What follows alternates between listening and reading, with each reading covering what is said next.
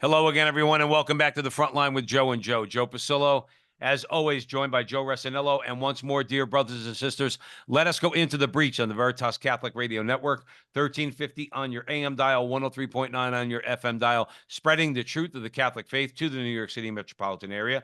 Download the app, share it with your friends. You'll have access to all of our station's content.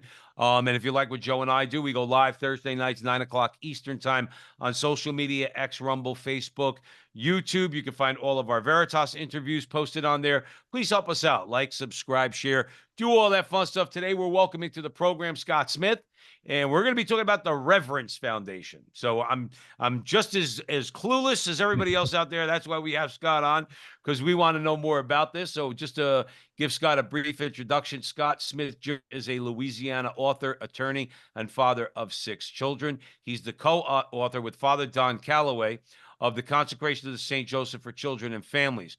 His books include Pray the Rosary with St. John Paul II, The Catholic Man Book, The Lord of the Rings and the Eucharist, The Theology of Sci-Fi, a new translation of St. Louis de Montfort's Total Consecration to Jesus Through Mary. Scott regularly contributes to his Catholic blog, www.thescottsmithblog.com, and is the co-host of the Catholic Nerds podcast. Scott Smith, welcome back to the front line with Joe and Joe, brother. Awesome. Yeah. Thanks for having me. Glad to be back. Absolutely. So the Reverence Foundation, we're going to get into that. But before we do, just wanted to hand it over to Joe. We'll start with a prayer. We always start with a prayer, Scott. In the name of the Father, Son, Holy Spirit, amen. Remember, O most gracious Virgin Mary, never was it known that anyone who sought your help or sought your intercession was left unaided. Inspired by this confidence, we fly unto you, a virgin of virgins, our mother. To you we come, for you we stand, sinful and sorrowful. O Mother of the Word incarnate, despise not our petitions, but in your clemency hear and answer us, amen. In the name of the Father, Son, Holy Spirit, amen. Well, Scott, you're gonna laugh, but we talk to a lot. You'll know in a second. Like, we talk to a lot of people. We really do. And I mean, I'm not just saying that because, like, whatever, we're some big shots, because we're not. I mean, we're not. We're just regular guys. But we've been doing this for like 3.5 years on the radio. We talk to everybody, you know. And you've been on the show before, and we love you. You know, we love what you do, and that's why you're on again. But it's funny because I was looking at your publishing work, and I Googled you, and I'm like, this dude is, I was telling Joe, I'm like, Scott's a real serious dude. He was like an assistant attorney general of Louisiana.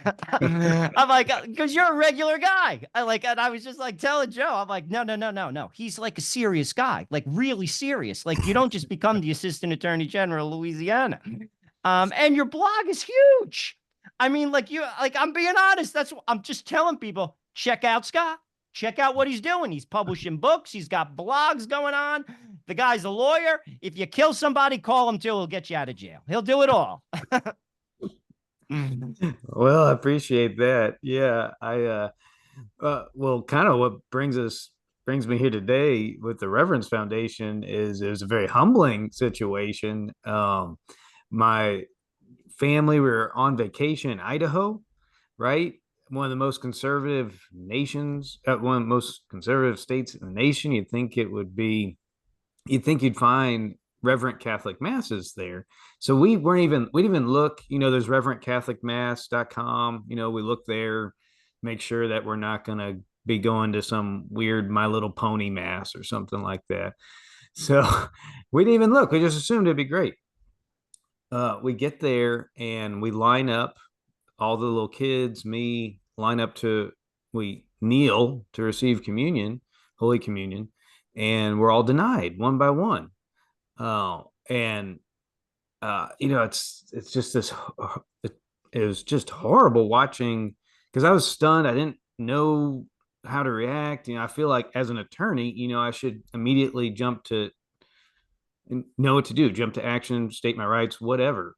It's not really the moment to do that. And I certainly didn't think about it at the time. And just watching all the kids being lifted up by the priest and denied Holy Communion unless they stand. And I remember I got back to the pew. I kind of went back, kind of did a little stutter step, whether it should go back and help the kids get back to the pew. And the guy in front of me, his hair is going up, like his comb over is going up and down. And I realize it's because the adrenaline's pumping. I'm breathing so hard, right? And blowing his hair up and down. Oh, and it is a terrible situation. I speak to the priest afterwards. I go on and speak to his bishop, Peter Christensen, um, and they're just of one cloth, right? Pushing, not this. So this is the bishop of Boise, Idaho, and he is not only has forbidden anybody to receive Holy Communion while kneeling, but even in the cathedral in Boise, he's which used to be a thriving Catholic community. He uh, doesn't allow the Confiteor to be said. There's a number of just crazy liturgical things.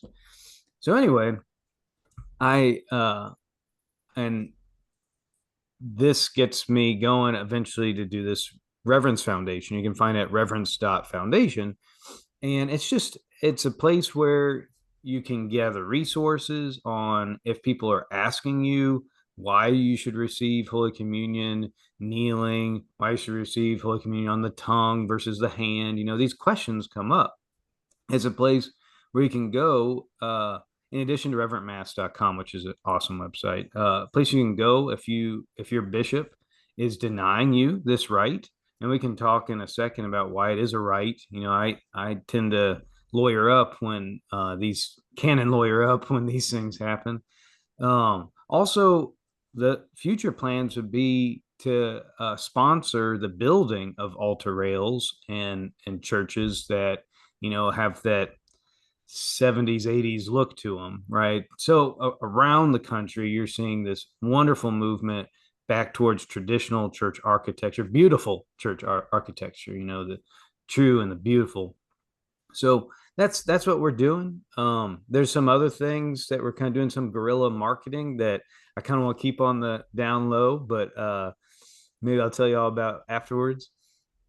Scott Smith joining us here at the front line with Joe and Joe. We're discussing the Reverence Foundation. That's it. That to me, I think about that all the time, Scott. And I'm from Jersey, so we talk a big game sometimes, right? I like to think I know what I do in that situation. I know I vent to my wife.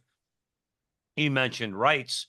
Like my wife, whether there's an altar rail or not, will kneel. That's what she does. Okay, it's not she doesn't judge anybody else who doesn't want to. Yeah. She kneels, receives on the tongue. I don't know what I do if I was in that parish.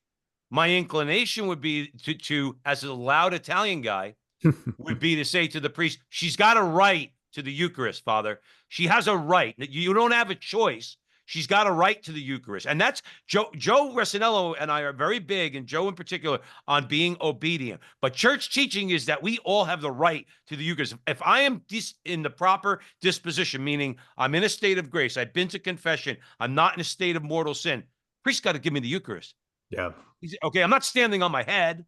I'm not sitting on the floor. I'm kneeling, okay? Because before him all knees will bend.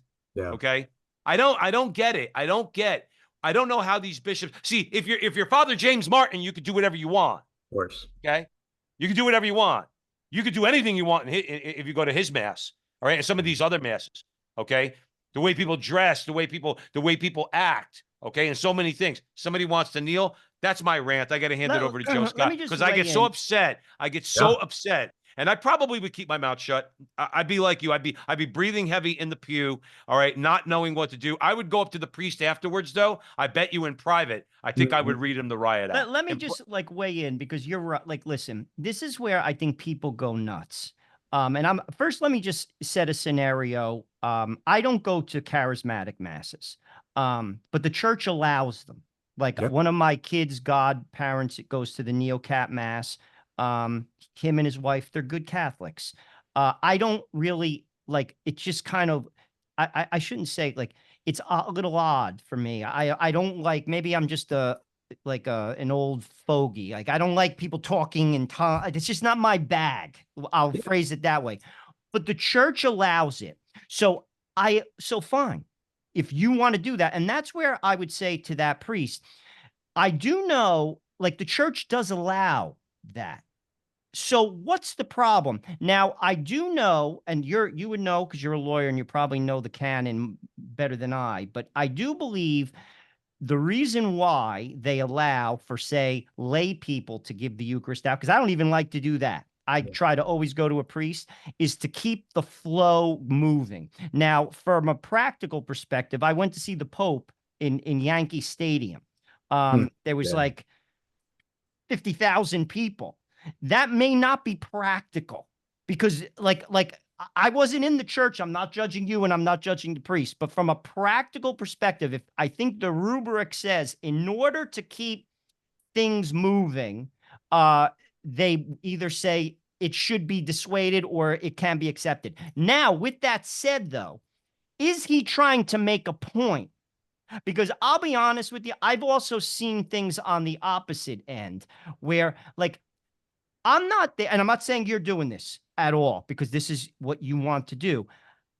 Receiving isn't about making a point, whether it's the priest or the person.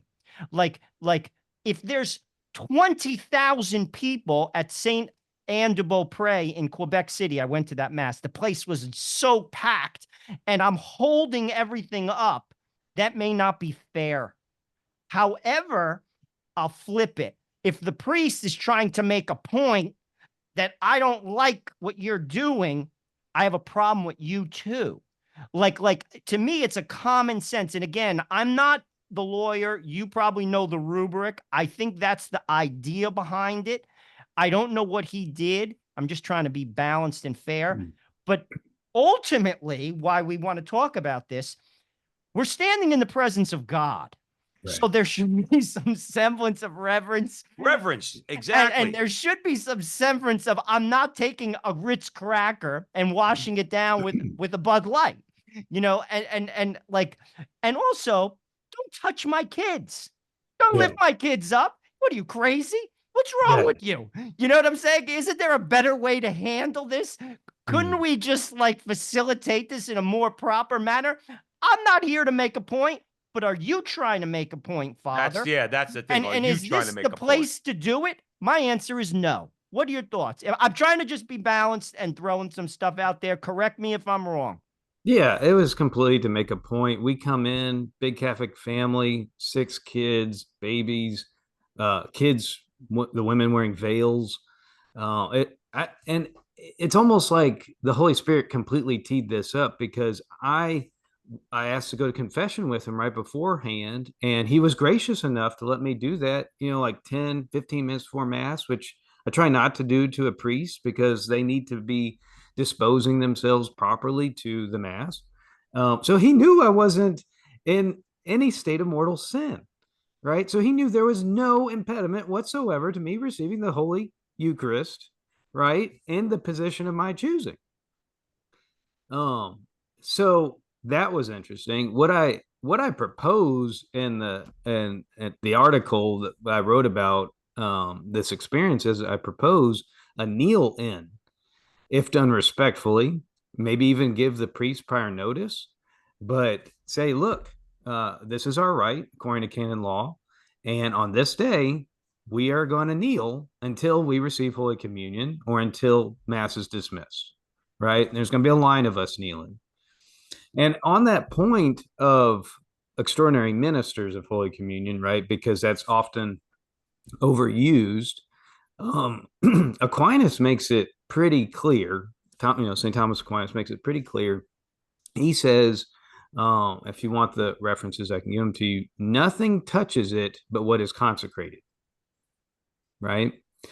Nothing touches the Holy Eucharist except what is consecrated. That's why priests' hands are consecrated. That's why in the original baptismal formula, the tongue was consecrated. That's why they sprinkle salt on a baby's tongue, right? Our hands, the hands of an extraordinary minister of Holy Communion, they're not consecrated. So that's only, and even St. John Paul the Great talks about this as well, that he allows for it, but it's only if there's a special need. That's what I was trying to get at. And right. and that's kind of where I was going with it. Sometimes people either get their politics or their agenda and they mix it with their religion. And frankly, there's no place for that. And frankly, there's just a practicality. You mentioned something I also want to bring up. You're very versed. You're a lawyer and you also know canon law and you're well read on the faith. Just follow the rubric. Yeah. I'm not interested in your opinions. Like when I go to church, I'm not interested. And here's another thing. Don't be interested in mine. Like I am there completely plain vanilla. This is what it says. This is the rubric. Do it. Yeah. And this is it's the same thing with Vatican II. It's the same thing with the rubrics for the mass. Do it. And that's not happening in many cases, and we're not even educated on those things. And the bishops, the priests, we're going to hope for the best for these priests, that they have the right intentions and it's just faulty execution. But they're going to rely on the lay people not knowing what the germ says, not knowing what the rubrics, what the canon law says. And so that's why at Reverence Foundation, we provide all the canon law. So if you need to write a letter to your bishop or priest, you can cite it and you can know it, right? Germ 160, it spells it out. And the USCCB even issued a statement on this, that it is not licit to deny Holy Communion to any of Christ's faithful solely on the grounds, for example, that the person wishes to receive the Eucharist kneeling or standing. And that's also a quote from Redemptionis Sacramentum. So, I mean, the USCCB states it, the Germ states it, encyclicals state it, Novitiae, the publication of the Office of Divine Worship from the Vatican, they've always stated this. It's only right to, and receiving Eucharist on the hand is not at all the normal position of the church.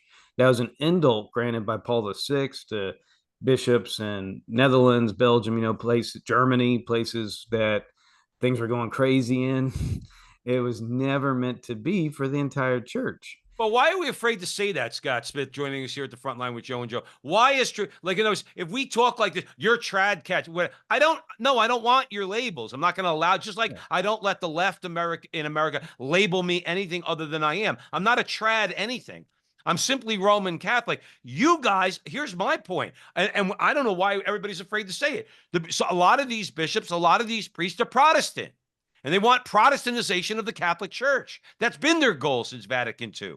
Sorry, that's the way it is. That's a stone cold fact. They want churches that look like amphitheaters. Okay, they no reverence. We're here talking with Scott Smith about the Reverence Foundation. No reverence. 70% of Roman Catholics don't believe in the real presence. Notice this is all Protestantism. And these bishops, the ones in the 1970s, okay, who ripped out the altar rails, they knew exactly what they were doing. I'm tired of giving them credit. Well, maybe their intentions. No, their intentions are nefarious. They want the Protestantization of the church. If I want to be Protestant, I'll go become a Protestant. I'm Catholic because I believe in the Catholic Church and everything that the Catholic Church teaches.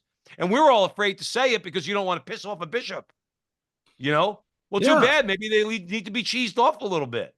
And in these years of the Eucharist, right? Our special focus should be on the Eucharist.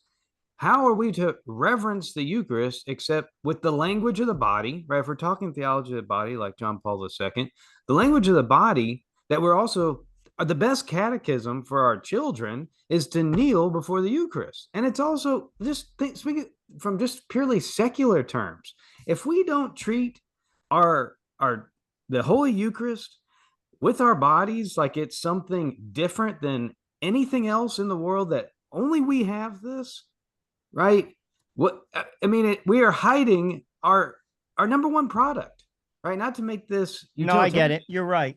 Right. But it's like, what if Steve Jobs is like hiding the iPhone, saying, oh yeah, we just sell flip phones. What are we doing hiding this light under a bushel basket? Go, Scott. Let's we want to keep it moving and let our audience know a little bit more, obviously, about the Reverence Foundation and what you guys do. But I want to make one quick comment. And Joe, this is not knocking what you say, because I understand your point about keeping the flow going. I'm at probably the largest, structurally, the largest church in this area, okay, of Scottsdale, Arizona. All right. It's huge. All right. There's thousands of people in there. And the fact is, the communion takes a good hit. I pray my rosary during communion because we usually sit up front, and then I have about a half hour and I pray the rosary while communion's going on. priest, deacon, altar rails. Nobody else is giving out communion. You can receive on the hand, okay? If you put out your hands, priest will give you, but the altar rails are there, and 99% of the people that are in there are kneeling at the altar, and the church is packed. Yeah. It's packed to the rafters, okay? And everybody knows if you go to 10 o'clock mass, you're gonna wait. Or the Holy Communion will take a half hour. So this idea that nobody's going to go to those. Yeah, well, okay, some people might not. This parish is thriving and it's packed. Joe Resinello. Well, I'll just comment on that. Like, I go to mass at work during my lunch hour. You see, I can't wait a half hour. That's not practical. And we're doing Sunday mass. No, but I'm Joe. just saying, Sunday like, mass. That's kind of where people have to use their common sense. And I'm going to be honest with you, it works both ways. Don't make a scene. If you want, like, I'm reverent, but you have to be considerate of people in life. It works both ways. If it's a lunchtime mass, I go to St. Patrick's sometimes. There's 2 masses. People got to go to work. Like, you can't have communion take a half hour. So my point is, if you're holding up the line, I got a problem with you. Move. Receive reverently on the tongue, move. I don't want your point. I'm not interested in it, and I'm going to flip the coin. I'm not interested in the point that priest made with Scott and his family. He actually was probably freaked out that your wife had a veil on his head. You had 6 kids. He was freaked out. And he was probably like, what the heck is this? I'm going to make my point. I'm not interested in your point either. Joe, so let's have to be respectful of each other, just like I don't go to the Neocat Mass. It's not my bag, but I respect you. I respect that's what you want to do. That's your deal. The church says it's okay. With that said, though, it comes down to this reverence of, I know that this is Jesus. And when everyone knows that, everyone's cool with each other. I'm not here to grandstand. I'm not here to make a point, but I'm here to receive God. So I'm going to comport myself properly. That's what's missing here in overall within the whole deal. We don't understand that. No one understands that fully anyway. We're behind the veil. We only understand it to a point. But those who do have eyes to see, basically, that's when everything changes. And there's not enough people because we don't pray. Are we in the state of grace as a body, like America? Are we in a state of grace? Do we go to confession regularly? You said you went to confession right before Mass. Good for you. I try to go twice a month. I have 5 kids. I should go 4 times a day. Like in all honesty. Joe, we only have about 5 minutes before the break, so let's keep it moving with Scott Smith talking about the Reverence Foundation here at the Veritas Catholic Radio Network. Joe, where do you want to go?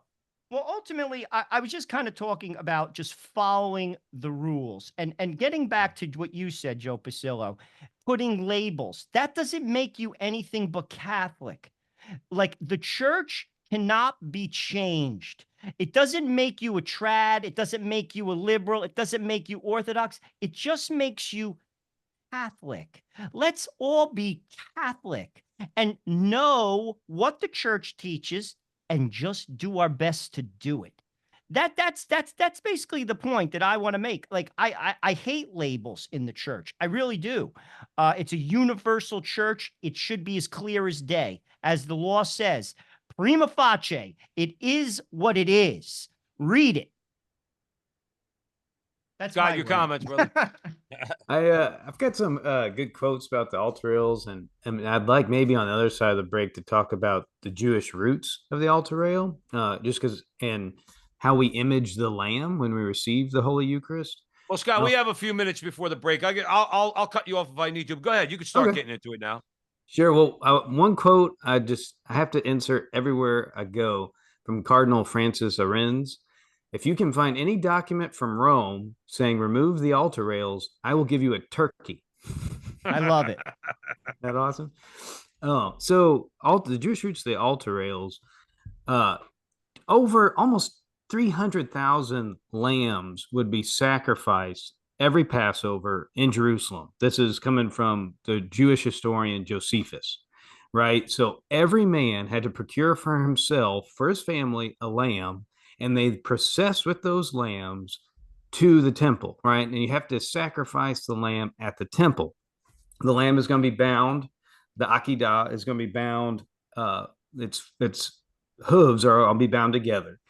And there was between the court of the Israelites and the court of the priests in the temple, there was a cubit high difference in height. So you would go to this rail, right? This early altar rail, and there you would meet lines of priests, multiple lines of priests, multiple lines of men, all with lamps. Think communion lines 10, 20 deep, right? The priest would come at you with there'd be a line of golden bowls. This is from the Mishnah, Peshahim. And there'd be a line of silver bowls, and they would receive the blood. They'd cut the throats to the lamb and receive the blood. And the lamb would, when its throat is cut, its tongue protrudes. So it's when you receive the Eucharist with your hands and feet near each other, like behind you, behind your back, and your tongue out, you are imaging the lamb, right? The Lamb of God. And there's more that could be said about this. No one ever talks about that. And it's just this beautiful image of the Father, right? The Father, the priest of the family, doing this for his family. Yeah, it's interesting. Do you know Dr. Brant Petrie, Scott? Oh yeah, he was my professor at Notre Dame. He's a friend. I love when he gets into the Jewish roots. He's got that whole series, Jewish Roots of Mary, Jewish Roots of the Eucharist. He's the one that pointed me to this. That he hasn't really said it a lot because it can get a little dicey, but that we image the Lamb when we receive the Holy Eucharist, kneeling and on the tongue. And I'm not saying you have right to receive it other ways. I'm just saying if we're going to get the typology right, the theology right, the catechism right, there's no better catechism than the Eucharist worthily, rightly, posturally, reverently received.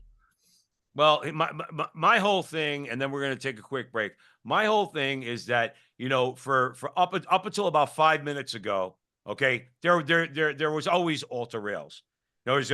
Even post Vatican II, post Novus Ordo. I grew up in the Novus Ordo. I never went to a Latin mass as a kid. When I was a little kid, there was an altar rail, St. Francis Xavier Church, and every other church you walked into. Yeah. All right, it was never an issue.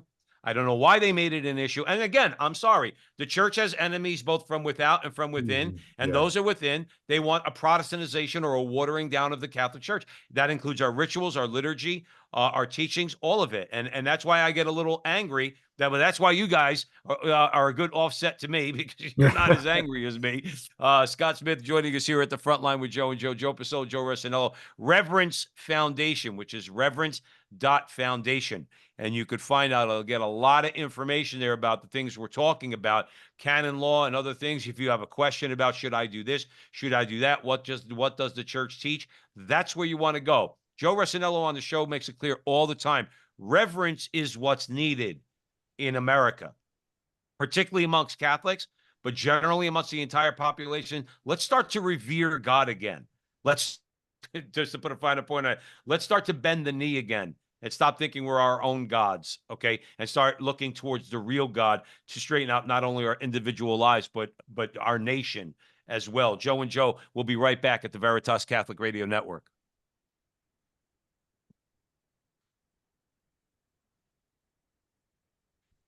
Welcome back, everyone, to the front line with Joe and Joe Pissola and Joe Resinello. We are away in the breach with Scott Smith, and we're discussing the Reverence Foundation. Scott's a Louisiana attorney and author, father of 6 children, and the founder of that. www.thescottsmithblog.com. As Joe Resinello mentioned earlier, it is a huge blog. You get a lot of information there, so please go on Scott's blog and reverence.foundation. Joe, do you mind if I start off this sure, this please, round? Please. Let's lighten it up a little bit. Let's talk about music, okay? The parish I mentioned that I go to, Scott, in the last segment, okay, not a Latin mass. It's not TLM. We've been to the Latin mass here in Arizona, which is beautiful. But we go to this parish. All the hymns are in Latin. Okay, everybody in the church, again, talking structurally a very large church. Everybody knows the hymns. Everybody knows the Gloria. Everybody knows the Sanctus. Everybody knows the Agnus Dei. Okay, and it's beautiful. It moves your soul. All the music that's played, none of it is the wishy-washy Protestant songs that a lot of parishes play. All of them are good Catholic songs, and all the hymns are in Latin, and it moves your soul. There's a beauty in it that transcends anything that I could describe when an entire parish knows how to pray the Sanctus or the Gloria or all of it. Give us some thoughts on sacred music and the importance of it. Well, I don't, hopefully this doesn't air too far from today, September 25th. Today is the feast day of Blessed Herman the Cripple. This is not somebody that you hear about a lot, but he had spina bifida, cerebral palsy. He was severely disabled, but he was he was a genius of several different stripes. He wrote on astronomy, he wrote in Arabic, Greek, Latin, but he is the one who authored, speaking of Latin hymns, he's the one who authored the Salve Regina and the Alma Redemptoris Mater.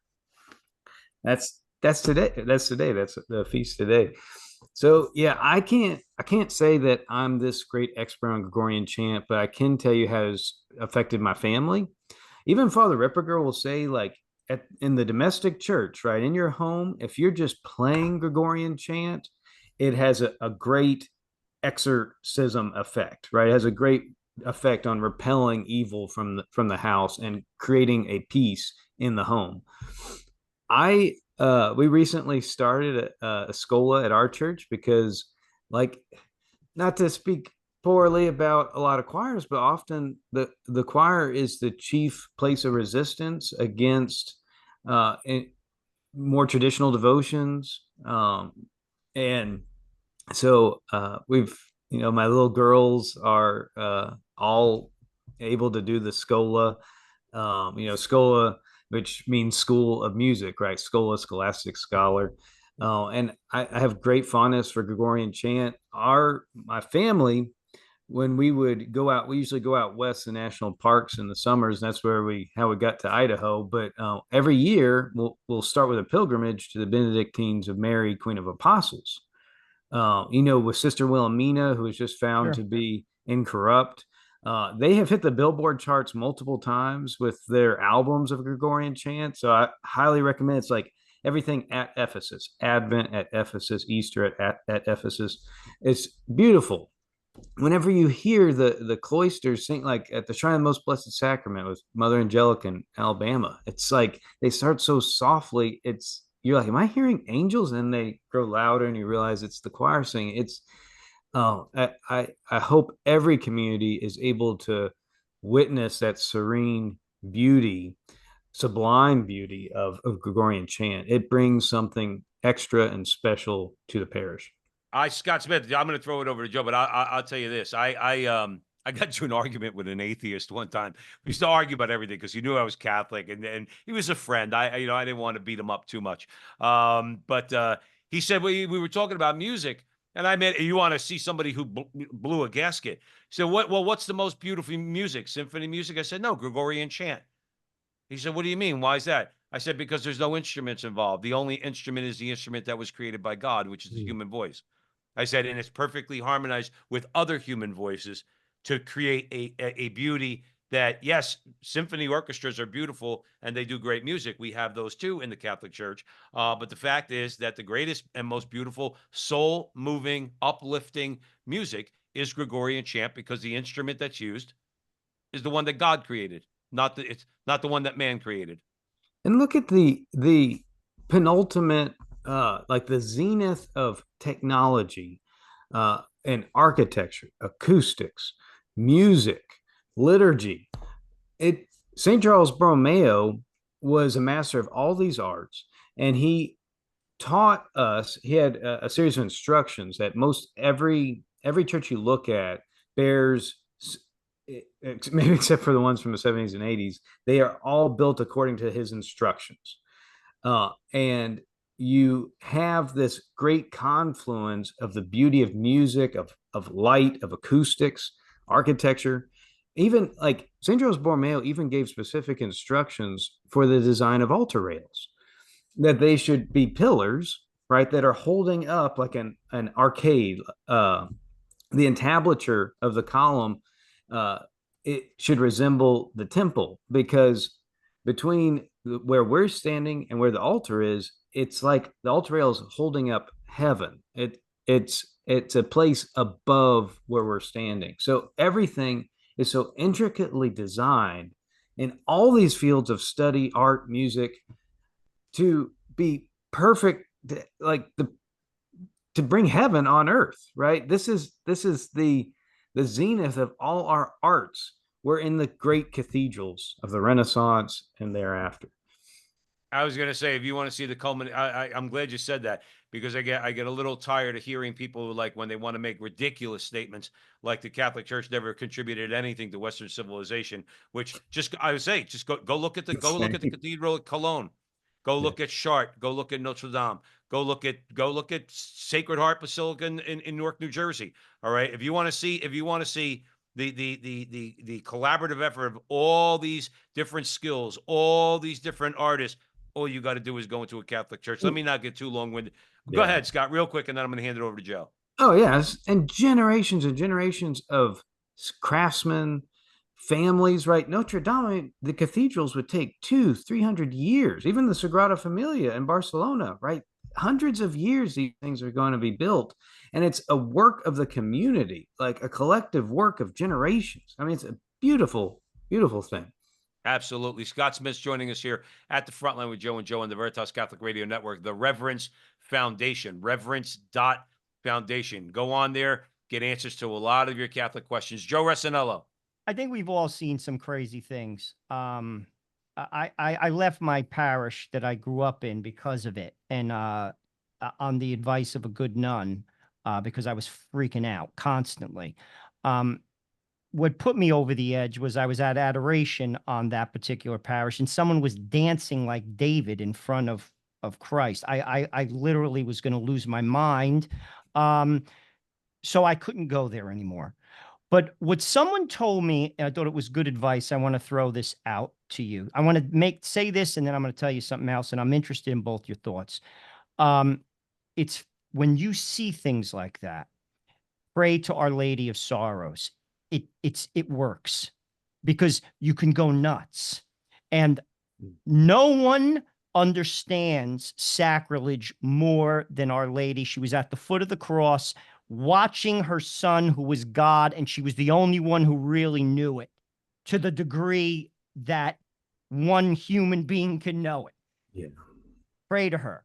Secondly, fast for the church. I have done this for some time on Wednesday, and I'm not talking about not eat potato chips. I mean fast for the church and those who are in it. My wife does it, and so do I, and it brings me great amounts of peace. And the last point I want to make is this: where I go to church, I'm not going to point fingers. I work in Midtown Manhattan, and there's a church right behind my office, and I go 3 times a week. Sometimes I walk to St. Pat's, but sometimes I don't have the time, so I go to this mass. It's at 12:10, and I've heard some insane homilies there, and I've also gone to confession, one of the worst confessions of in my entire life. I'm 54 years old in this church. I'm not going to tell you where, and I'm not going to tell you who. However, the worst priests in the world can consecrate Jesus, and some people won't go to mass at this particular church. I'm not cheating myself out of receiving at lunch. Like, I want to receive. It's not my sin. I didn't do anything wrong. And it's a legit mass. It's not like they're not jumping up and down crazy, but it's not, we'll phrase it this way. It's not to my liking. I'll phrase it, and I'll be kind. I'm receiving. And the sin, if there is a sin committed, that's on you. That's not on me. And I'm not going to allow anyone to take away Christ from me. And that's something I think all those things can keep us sane, Scott, because I'll be honest with you, we can go insane. I have, trust me. I used to go nuts. I'd be on blogs, The Papist. Remember that one, Thomas Peters? I used to be on that, friggin' going nuts, friggin' like thinking I'm gonna I used to go crazy. I do those things. I keep those 3 things in my mind that keeps me sane. And that takes a lot to keep me sane, Scott. I'm just gonna be honest. What do you guys think?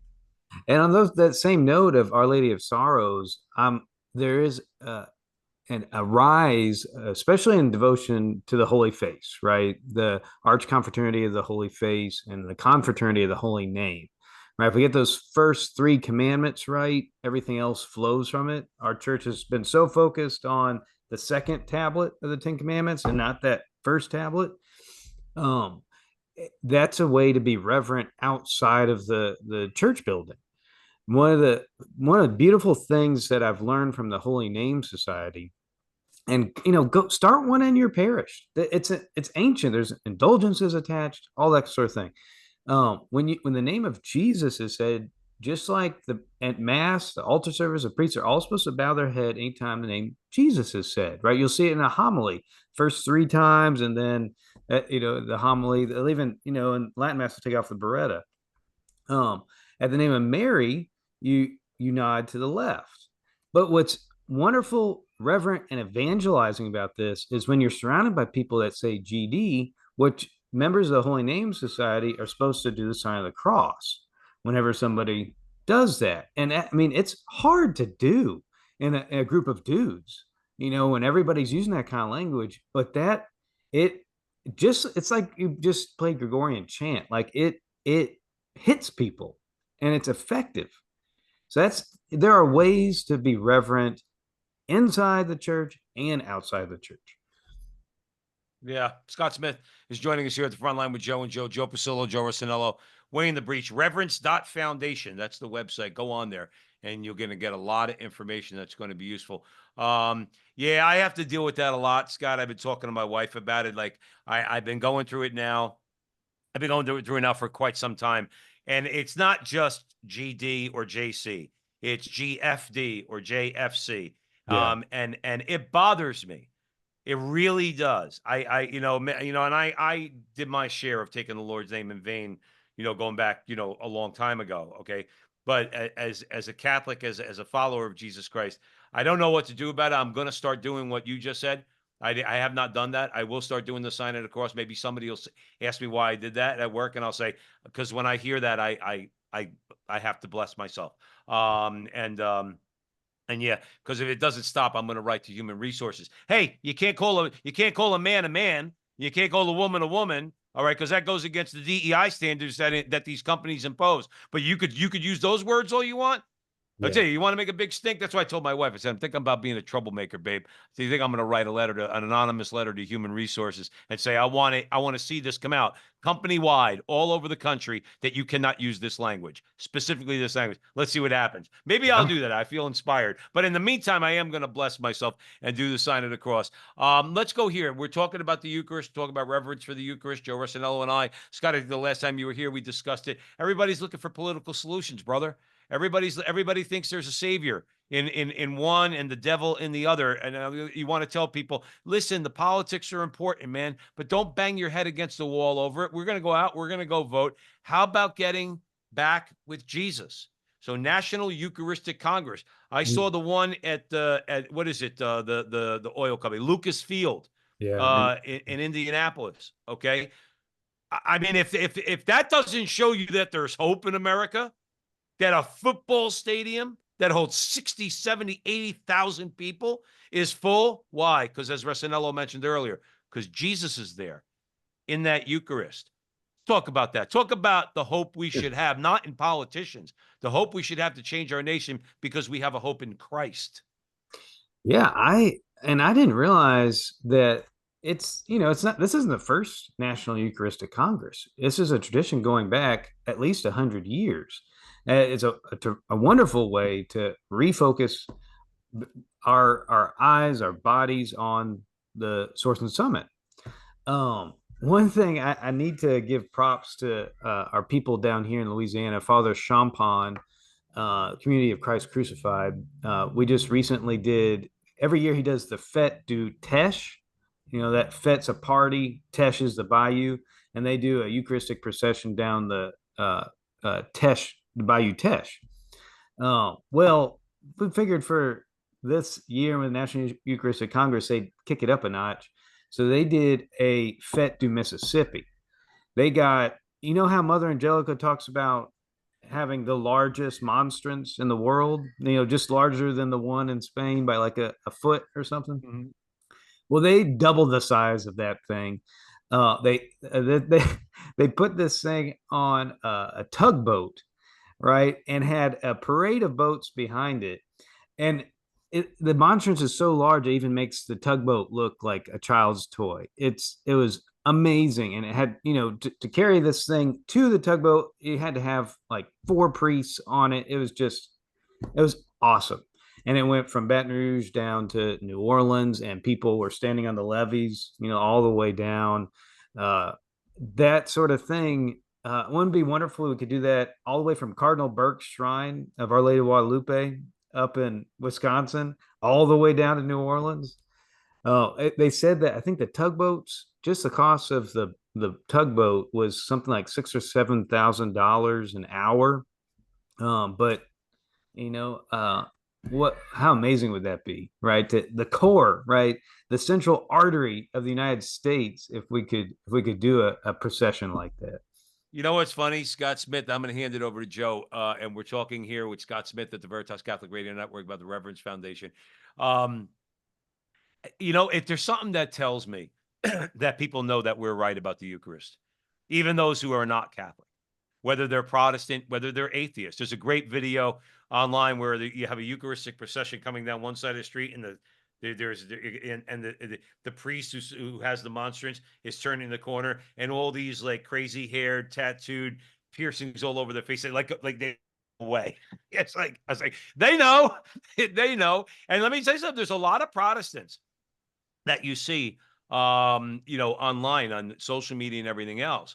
I think it was Benny Hinn or one of them recently within the last year came out and said, "Do you know why there's miracles in the Catholic Church?" He says, "Because they believe Jesus is present in the Eucharist." He basically was saying, and I think Francis Chan is another evangelical who said the same thing. They're starting to come around. Because to me, it's the truth. And like Joe Rossinello always says, the truth doesn't need defending. It's like a line. Send it out there. The Eucharist is Jesus. And I just wish, and that's why we were having this conversation about the Reverence Foundation, and pray. And like Joe said, let's fast for the church, for ourselves and for others in the church, that everybody have that deep understanding of what the Eucharist is. But I don't want to take up too much time because I only have limited time, Scott. Joe Rossinello. Benny Hinn has some serious suits, man. You ever see a suit that cat wears, dude? It's like crazed. I love it. I'm not going to listen to He caught a lot of flack from a lot of evangelicals for having made the comments that he did. He should catch flack for that suit. All right, stop messing around. Where do you want to go? No offense, Benny. I love you, but the suit is crazed. Anyway, let's talk about what we're seeing in the future. I'm starting to see the tide turn, not massively, but it's turning. For instance, I go to confession more times than not at St. Patrick's because it's close to where my office is. And I'm waiting on the line. There's a priest from California. He's young. It's not like a holy day. It's just like a Friday, regular day. And he's got got the cassock on, the whole deal. He means he walked into the church. He was wearing his cassock, the priest. That's, St. Patrick's is pretty mainstream. They call it the Cathedral of America, of the world. I mean, you got tourists and, as you would imagine, it's St. Patrick's. Yeah, too many tourists, by the way, too many tourists. But priests are starting, it's a different guy going in to the seminary, I think. I've heard this. We talked to a lot of people. I'm not saying they're all perfect. You're never going to have perfection. I think we're going in a good direction. I really do. You mentioned EWTN. I watch the Mass sometimes. My kids want to watch it, believe it or not. Two of my sons will pretend like they're priests. They haven't done that in a little bit, but they used to. Mm-hmm. And not by my pushing either. I try not to do stuff like that. But at the end of the day, it's well done. It really is. You watch it. It's a reverent Mass. It really is. Like Mother Angelica, they do a good job. I think we're going in that direction. I think it's just what it is. It's like any organization, the church, it's massive. It's like a dinosaur. For the wheel to turn, we went through a bad period. Most of my life, 54, my whole life, basically. I think it's going to turn. And if we all live to be old, I think we're going to see, I think the country's going to go down, but I think the church inversely is going to go up. Yeah. Well, I the think, church will be standing. The church what's will your be thoughts standing. on that? Because that's what I think. I mean, I think if we live to a ripe old age into our 80s, God willing, and we see, it's never going to be perfect. But at the end, like the church is perfect. Let me phrase it that way. But people aren't perfect. And because we're not perfect as humans, there's always going to be flaws, always, because we are us. But it's going in a direction I think that's better than it, as opposed to going in the opposite direction. What do you think, Scott? I think absolutely. I think we're about to enter into a new golden era for the church. I think the crazier the world gets, the more, blood of the martyrs is the seed of the church. The more anti-truth the world becomes, anti-Mary, anti-Christ. And I think there was a special grace given to priests that were ordained in the last 10, 15 years to just keep their nose down and hide their true devotion and learn obedience. Like the hardest kind of priestly obedience is when you have to be obedient to superiors that are against I get it. the beauty of the church, right? I think there was a special grace that was doled out uh, in these past years. So our new crop of priests is so good. Is so almost to a man. I mean, it's like I travel the country pretty frequently. I love to take the kids on long trips, and so they can learn. And you will find these guys in every diocese. And sometimes they're men that are alone, and you can see that they're kind of fighting that isolation of being a true devoted priest, reverent priest. But it's growing, it's everywhere. It's going to be a beautiful period for the church. I think we're in that 100 years, right, of tyranny from the devil. I think is ending, and I think we're you had Sister Anne on, with Our Lady of La Salette. I think may get really bad before it gets to the golden period, but I think it's upon us. You think Scott Smith's joining us here at the front line with Joe and Joe? Scott, you think I mean, part of a renewal, I imagine, going to be that the Lord is going to raise up saints. Who are some people you think are out there? And I know, again, we have to wait for the church to declare a saint. But who out there do you think is really doing the more saintly work in your view? Because there's a lot of strong Catholics out there that are facing some pretty strong headwinds, and they're fighting the good fight. What are your thoughts on that? Well, I'd say one of our future saints is going to be Father John Ricardo. He's going in showing guys priests how to change out the administrative structure of their parish. If there's a battle axe, how to really get a parish thriving through traditional devotions, things like that. I think Sister Wilhelmina, right, just found in Corrupt. She refused to get rid of her habit to the extent that she made her own habit out of the plastic of a milk carton. And when she was stabbed because she was teaching in the mean streets of Philadelphia, right, somebody stabbed her and it went through the wimple of her habit and it saved her. And this is an African American woman, the first ever found in Corrupt, that I'm Novus Ordo. She was TLM. But this is an African American woman that is talking about traditional modes of devotion that is found in Corrupt. I mean, those people are out there, right? We're in the midst of a lot of new saints. I think the harvest right now, I've been noticing in our parish and other parishes, is particularly rich. Our OCIA, RCIA program, like we multiplied by a factor of 10 in the last year. It's out there. Love it. Yeah, no, I hear you. Scott, we're winding it down. Unfortunately, it is the radio, so we have a limited amount of time. Got a minute left. So give our audience some information. Reverence Foundation, the website, maybe your social media, whatever you got going on. Yeah, I appreciate that. So Reverence.Foundation is the Reverence Foundation. I appreciate y'all helping me promote that. I just started a new podcast. I've been doing the Catholic Nerds podcast. I just started a new one this week called Dad Monk.